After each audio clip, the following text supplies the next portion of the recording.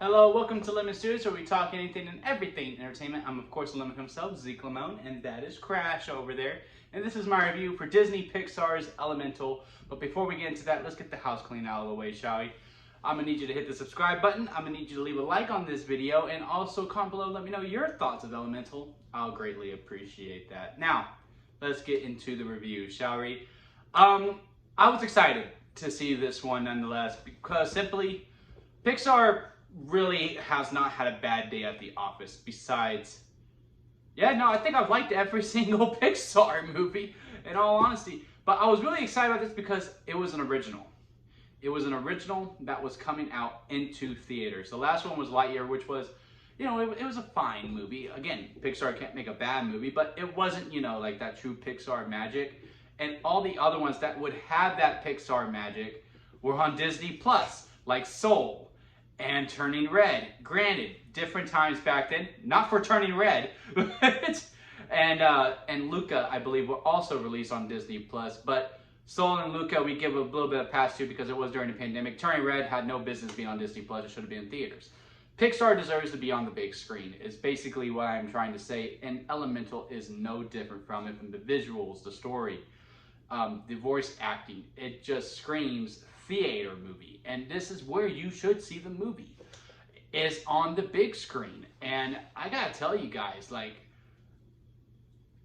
I never cheered, I was never championed for a relationship more than the one in this movie between Ember and Wade, the fire character and the water character that we follow throughout. Now, this is mainly Ember's story, and also within her family as well. And what's also beautiful about Pixar movies is that there's never, well, maybe besides Lightyear, there's never a clear villain. There's not, and I guess Toy Story as well. There's never a clear villain. It's just, here's the conflict, and it's a conflict, if you're really looking at it, it's something that we can all relate to within this crazy world that they are living in with it. And it's no different with this movie as well. And Ember's story is simply just a story of, okay, this is the family business. This is what I'm meant to do. I need to get my temper in check, which is something we can all relate to. Surely that's something we can all relate to. And she meets someone that, is really shown, like from the get-go, elements don't mix, and then the adventure presumes, right? Again, a story that we can all really attach to. And then as it goes on, and then as the walls of her break down and you're really getting to know this character, it's really, really good.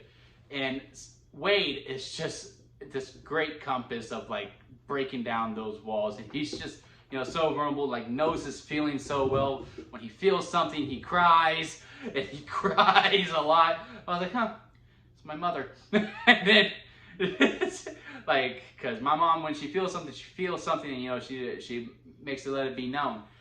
And I just had this big smile on my face when the movie was over. And that's really all I want from my movies. I just want to feel good coming out of it.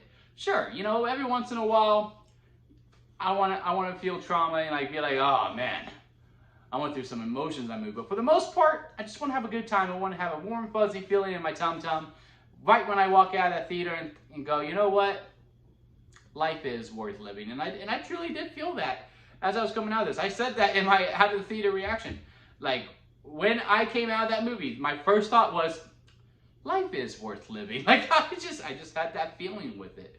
Now, this movie is not perfect. And it's not top tier Pixar. I didn't get, the waterworks where, I'm just really feeling it. Oh man, and just going through that emotion of happiness. And that is simply because there is a subplot within this movie on where they get Wade and Ember to meet. And it's simply because, there are some pipes, but, the water's not supposed to be in Firetown right now because, again, elements don't mix. And now there is a conflict within the store that Wade and Ember have to team up on, and they're on a time limit, and they have to figure it out. And then they do. And then once the movie narrows in on the relationship between Ember and Wade, they're sprinkling it throughout with this subplot going on that's really wrapping up Act 1, and then we'll get into Act 2. it wasn't like singing that much, but then once it narrows it down on the relationship between them, because once it's locked in on this relationship and building this relationship and the will they, won't they type, is when this movie is singing. And I mean, it is singing loud, and it is very, very strong within that. Then on its way, as it's going through that, it's like the movie knows, okay, it's going too well. And they kind of just start throwing in problems that I just didn't think the movie fully earned. Like, there's a conflict between Ember and the dad.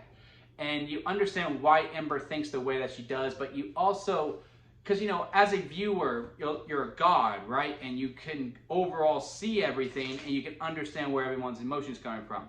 And I understand where Ember was coming from within her conflict that she was having as to why the won't they portion of the Wade and Ember relationship. But I didn't really fully see to be like, yeah, no, that's totally what the dad thinks. I just didn't get that. I didn't get both sides to really feel the conflict and feel the stakes within that relationship. So that's a minor problem to me, and I think that's mainly just due to time. This is a hour and 45 minutes, I believe. I really do think this could have gone to hour 55, and hell, even maybe the 2-hour mark, to really give this story a time to sing, because once they start doing all those conflicts within it, it just feels abrupt. It literally just feels abrupt, and I'm just like, where the hell did that come from? Now that we have to have a conflict and we have to have something for these characters to overcome and go through. And then when the third act comes in, it was just like, I don't know if we necessarily needed that, but all right, whatever. But then it does find its pace again once it's starting to wrap everything up. It's within that later portion of the second act, because of some things that were settled in, that it just didn't fully. What? He doesn't like me when I criticize movies too much. He just wants me to enjoy them. That's later portion in that second act, because they didn't do a well enough job, to me, setting up within the supporting cast to understand why these characters feel the way they do. Particularly with the Ember character, because this is her story at the end of the day. Wade is supporting. So those are the only problems that I really have with the movie. But besides that, this is a great time. And I really do highly, I mean, God, what a month. Truly, what a month. I mean, we got 2 weeks left. And we have No Hard Feelings with Jennifer Lawrence coming out next week. And then we have Indiana Jones and the Isle of Destiny as the big two left. And if those hit, we have to really consider June 2023 being one of the greatest months for movies of all time, because it's been all hits, no misses whatsoever. So yeah, where would I rank this on the lemon scale, where it goes sour lemon, expired store-bought lemonade, freshly squeezed lemonade, and a strawberry lemonade? It was flirting with that strawberry lemonade. It was very much flirting with it, but no, it is a freshly squeezed lemonade.